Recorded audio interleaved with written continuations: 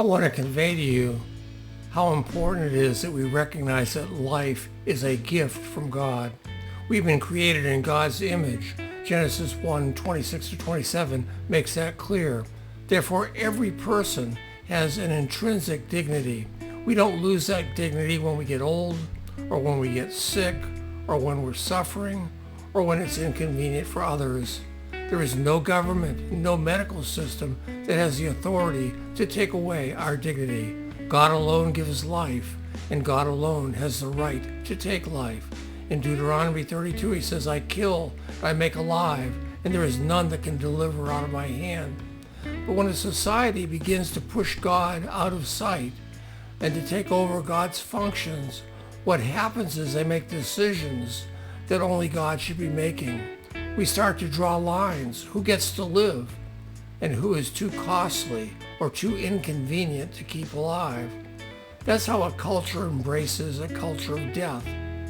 First, the unborn lose protection, then the elderly, then the disabled, and then anybody else who's expensive or a burden. Isaiah 5:20 tells us that we need to be concerned when people start calling evil good and good evil.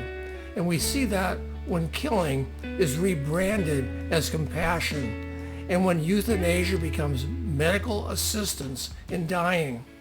In places like Canada, that Maid is being offered to veterans with PTSD and with people who can't wait for their medical appointments because their medical appointments are months and months out ahead of them. The message becomes, you're a whole lot cheaper to kill than to care for. There's not a whole lot compassionate about that. Scripture calls us to do things in an entirely different way. Psalm 82 tells us to defend the weak and to rescue the needy. Galatians 6 tells us to bear one another's burdens. Jesus never stepped away from those who were in pain. In Matthew 25, he reminds us of that.